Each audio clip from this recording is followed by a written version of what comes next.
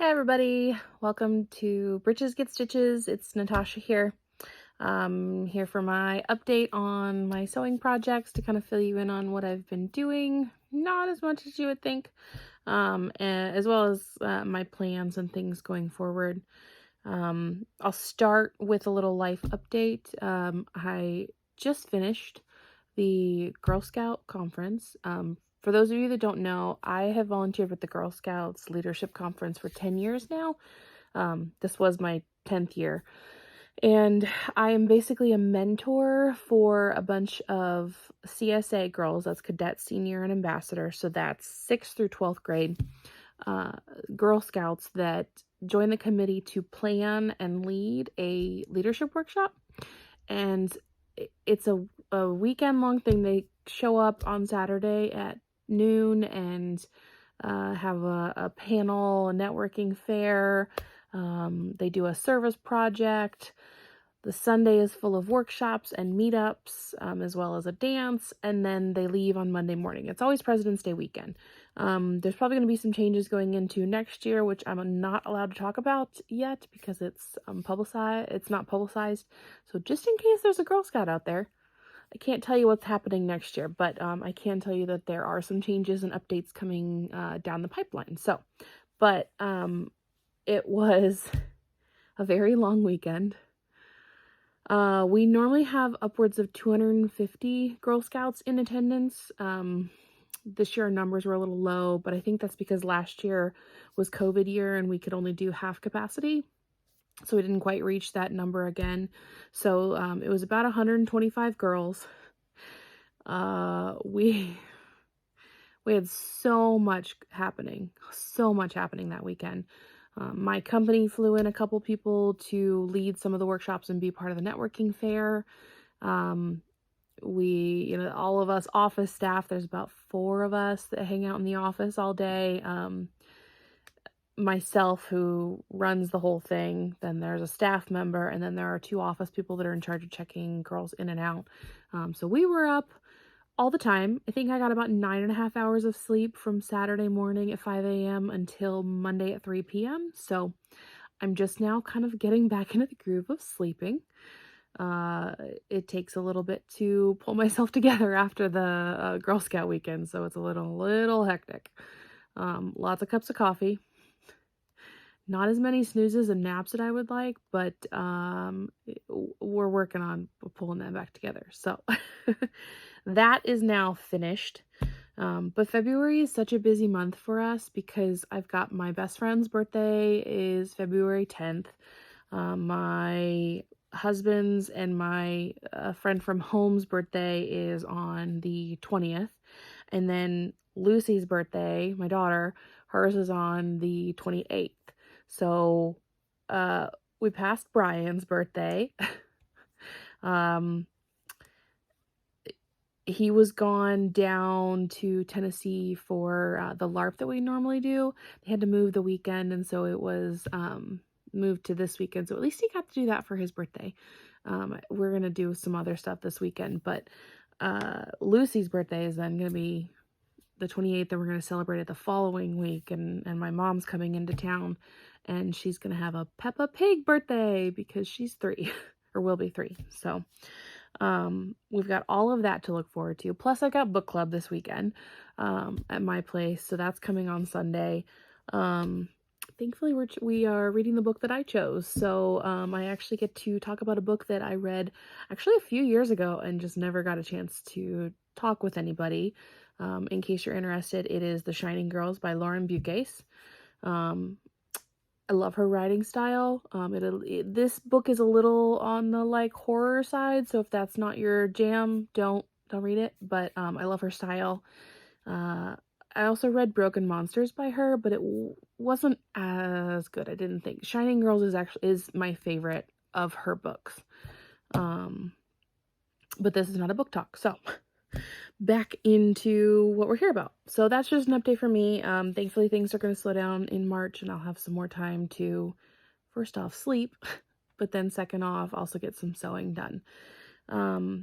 Despite how hectic and busy this past month has been, I was still able to get some things done.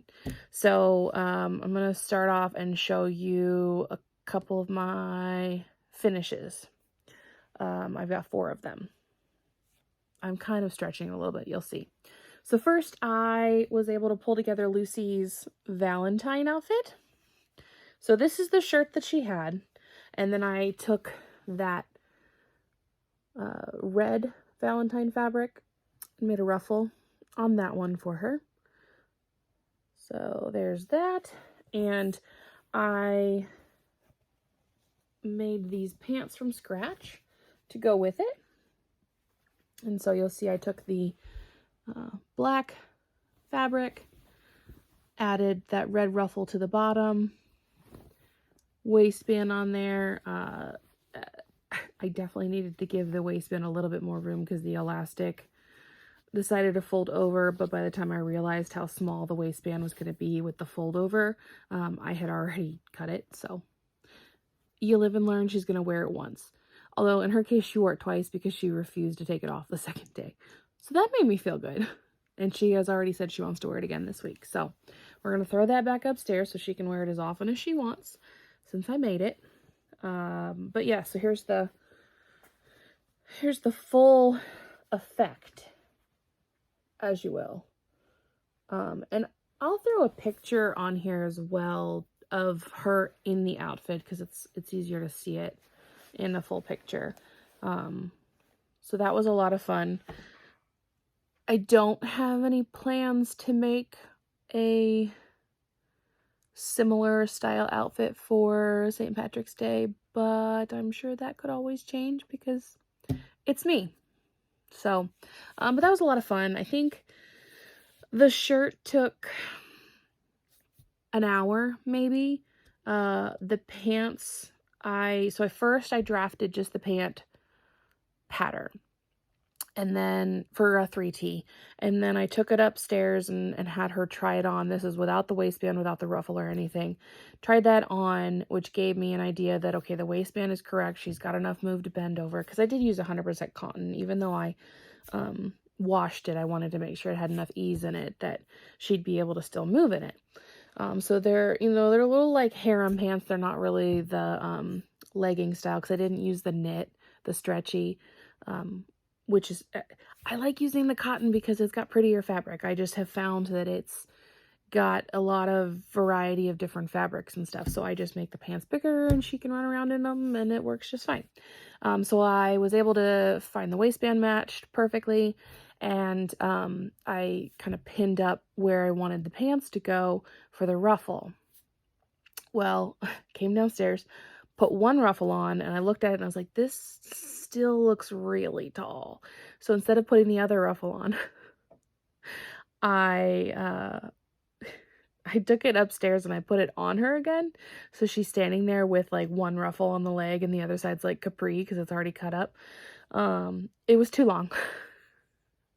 But it was adorable. So I rolled it up and only needed to come up about an inch. So I rolled that one up an inch and just sewed that on instead of taking the ruffle off and redoing. I just decided to roll that up. Plus that also covered the raw edge on the underside. So it made it so it wasn't kind of itchy. So because of that, I did the same thing on the other side because I wanted them to match. And I wanted, I didn't want like one leg to bother her or something. So I did the same thing. I did the same length that I did, and then I rolled it up an inch and sewed that, and they're perfect height for her now. So that felt good. Plus she's a skinny mini, so I'm almost wondering, like, she grows up and not out. She's like 36th percentile for weight and like 97th or something percentile for height. So there's potential that these could fit her next year. And I can just take that 1 inch off, like just drop off that second seam that I put in there, and they'll fall down to perfect height.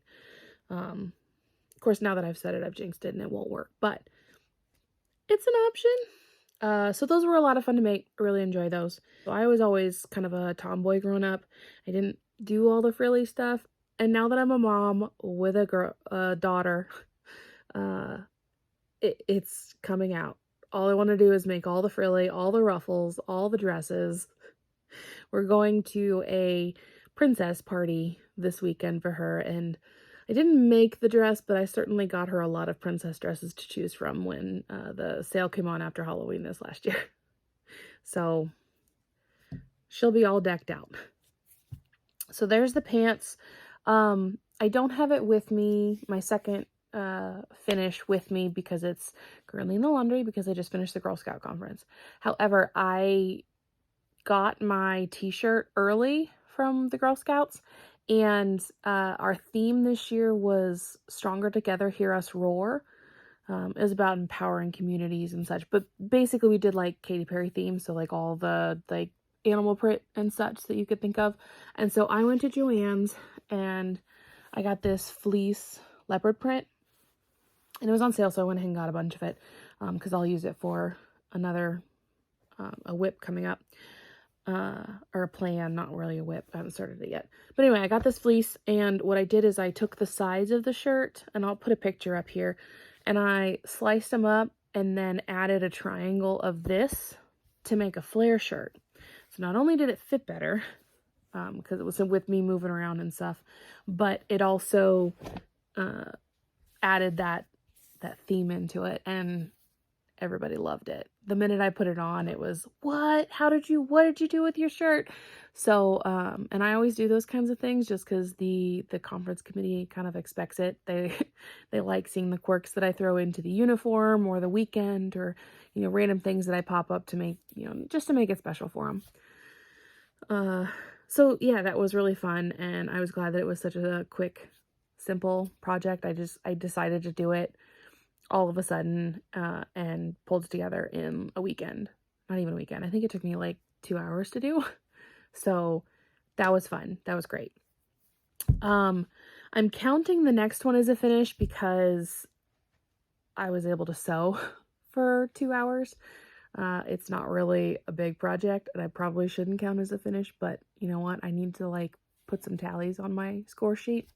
A coworker requested that I trim up his curtains because he had one curtain that was perfect size and then 3 that touched the floor. And so it's a really simple project.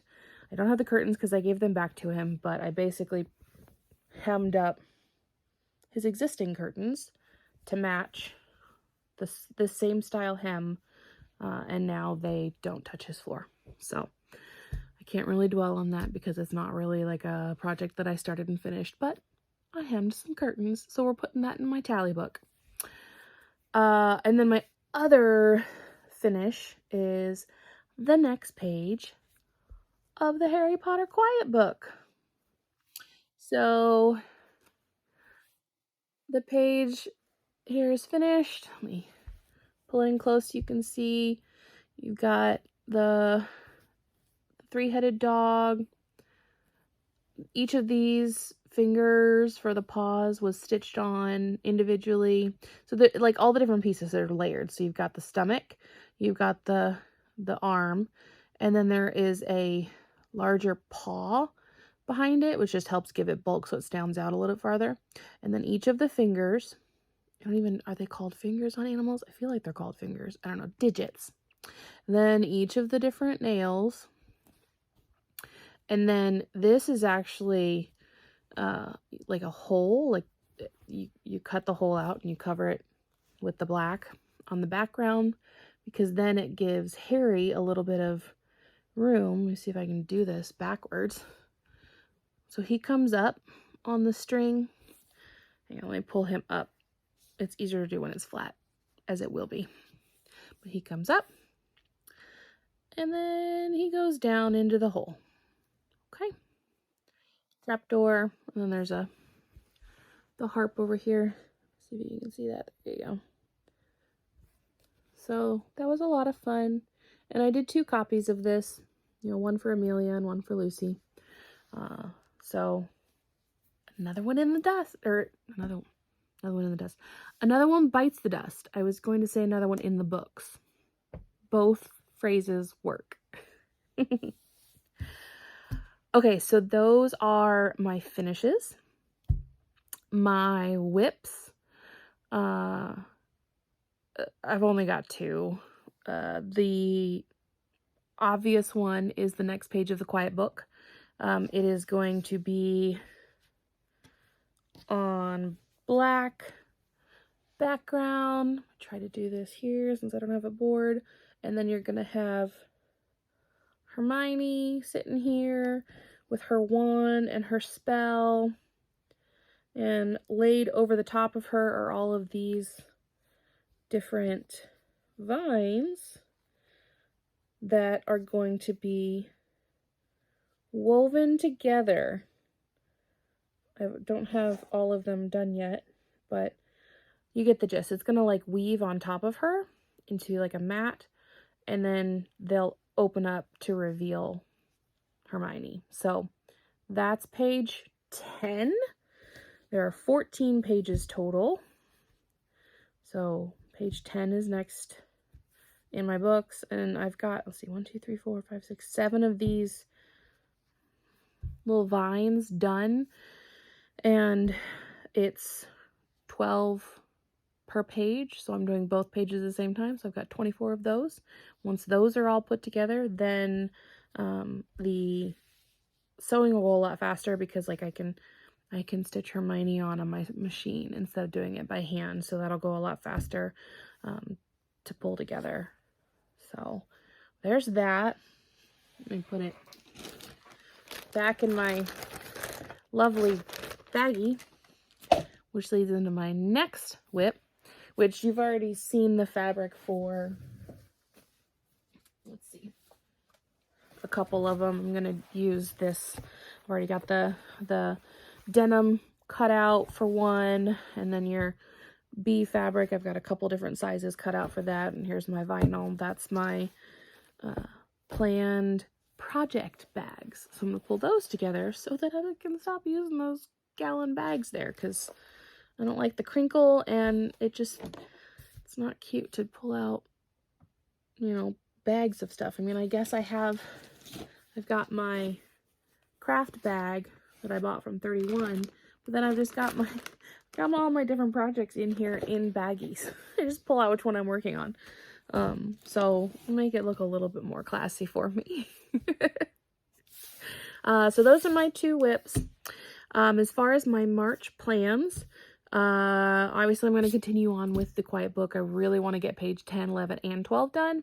So 11 and 12 are a lot of like individual stuff. It's the potions test at the end of the Sorcerer's Stone, and then the keys.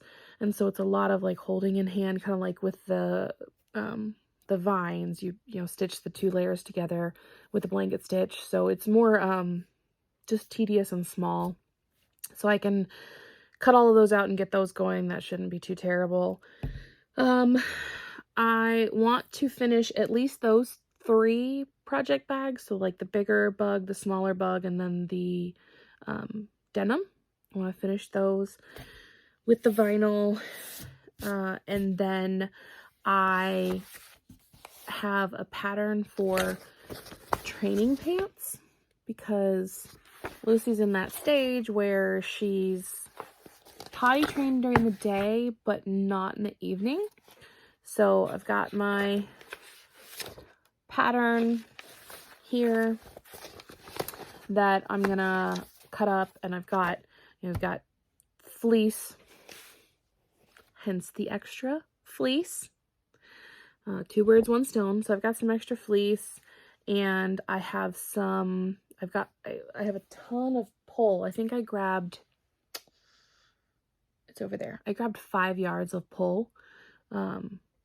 So I should be able to make about 10 to 12 training pants. My goal for March, though, is just to do like 3. We can kind of go from there as far as that's concerned. But the absorbent that I'm going to use is the flour sack towels that I used to make the original pads for the cloth diapers. So it shouldn't be too extensive on that part, because I've already done, you know, the cloth or the flour sack towels for those. So yeah, I guess this was kind of a short one, but that's all I've really got for you guys. So thanks for tuning in. I've only got 20 minutes on the clock, but hey, thanks for sticking around for 20 minutes to see what I'm up to and what I'm doing and what I've done. So, I will let y'all go and chat with you next time. Have a great one.